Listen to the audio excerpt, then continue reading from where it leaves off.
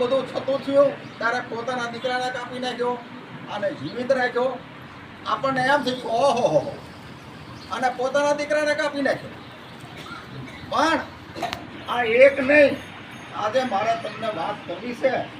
ઈ જેને 6 દીકરા પોતાના કપાવી નાખ્યા, નામ રાખવા માંગે. 6 દીકરાના બલિદાન આપી દીધા. એવા પંચની અંદર ભાયા કકલ થઈ ગયા. જાતના મયાણા હતા. મયાણા એટલે મુસલમાન. આ ભાયા કકલની વાત મારે કરવી છે. જામનગરના જામરાવળે કંસના હમીરજીને મહેમાન તરીકે બોલાવ્યા અને મહેલમાં લાવી દગાથી એનું ખૂન. ત્યારે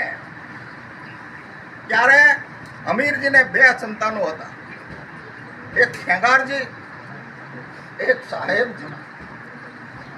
2 નાના નાના હતા. એટલે એનો હમીરજીનો વિશ્વાસુ નોકર સત્સર ભૂટો બંને બાળકોને લઈને ભાગ્યો કે ભાઈ પાણી પીવું છે અમારે, મારી બેટરી ખલાસ છે.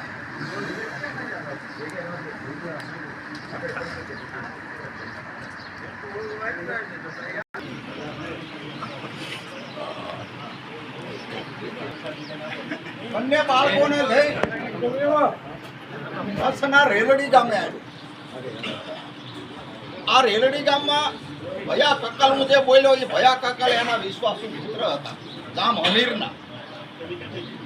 આ બંને બાળકો એને સોંપી દીધા અને પછી કીધું કે ઇતિથી અત્તુથી વાત કરી કે આવો દગો થઈ ગયો, હમીરજીનો ફોન થઈ ગયો અને આ બાળકોને તમારા સંતાડવાના છે ગમે. એ વખતે ભયા કક્કલે પોતાના વાડામાં એક ગંજાવર કડપનો ઢગલો હતો, એની અંદર બંને બાળકોને સંતાડી દીધા. પણ ત્યાં તો આ રાજની વારો આવી પડી ભાઈ, ઉઘાડી તરવાડે. એ ભયા કાકા, છોકરાઓને ક્યાં હંતાડ્યા? અરે ભાઈ, અમારે ક્યાં છોકરા થોડા હોય? રાજના સંતાનો અમારે ક્યાં થોડા હોય? તમને કોઈએ બોલવા છે, તમે અહીં આવ્યા, ખોટી વાત છે. પણ આ તો રાજના માણસો થોડા માને. દેખાડ છોકરા દેખાડ કે ક્યાં હંતાડ્યા? ભાઈ નથી હંતાડ્યા. પેલા લાવો એના મોટા દીકરાને લાવ્યો, ઉભા રાખ્યા કે બોલી દા હાથું, નકર હમણાં શમશેર તારા દીકરા માથે પડશે. ભયા કકલ કે કાપી નાખો વાર, પણ દીકરા અમે નથી હંતાડ્યા. એને તો હું વાર એક ઝાટકે છોકરાને કાપી નાખી, તરફડી બેઠો પડી ગયો. હવે એક કાપ્યો, બીજો કાપ્યો, ત્રીજો, આવા 6 દીકરા જયારે કપાણા ને કાંઈ ભયા કકલની આંખમાં આંખો આવ્યો. ત્યારે ભયા કકલના ઘરના એનું નામ મલણી. એ કચ્છી ભાષામાં મલણી પડખે જઈને કાનમાં જઈને કીધું કે જોજો જજકતા નહીં, આ હાથે મારા જણેલા છે. તમે જે ગાડા નથી થઈ ગયા, પણ છેલ્લે ઈમાનદારીની માથે થૂકતા નહીં, ઈમાનદારીની માથે પહવી નહીં જાતા. ભલે કાપી નાખે હાથે, પણ હાથમાં દીકરાને જયારે પકડીને લાવ્યા ત્યારે આ મલણી ક્રોધમાં આવી ગયા. એને એમ કીધું કે કાપી નાખો, હાથમાં નહીં કાપી નાખો, તમારી માવુના કાળજા ઠરતા હોય એમ કીધું. હું કીધું એટલે ઓલા ધ્રુજી ગયા. 600 કેવું તો કરી નાખી, પણ એ ધ્રુજી ગયા. એ હાથનો દીકરો મૂકીને ભાગી ગયો. આનું નામ અકબર હતું, અકબર.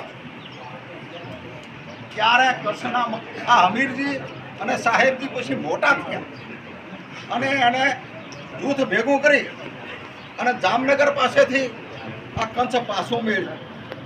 છેલ્લે છેક સમંતરદા સુધી હમીરજીનો વિસ્તાર મામા કંસનું રાજ કરતો આવ્યો. ત્યારે લોકોએ એમ કીધું કે આત્મીયતામાંથી ઉગેલું બળ એને હાથી પણ પરાસ્ત કરી શકતો નથી. ત્યારે કચ્છના માણસોએ એની ભાષામાં એક દુહો બોલ્યા કે કચ્છ તો રાખ્યો કકલે, રખિયો કાસે રા, અને કા મયાણી મલણી અને કા બાપ કચ્છ તો કકલે રાખ્યો ડગા કાસા કોની પાસે. આવા ઘણા ઘણા ઇતિહાસો છે, પણ એટલું બોલી અને હું વીરવું છું. અને મારા વરદ ગણું કે યુવાન ગણું, અમારા પુવા નાથા પુવા મેર 2 શબ્દ બોલે.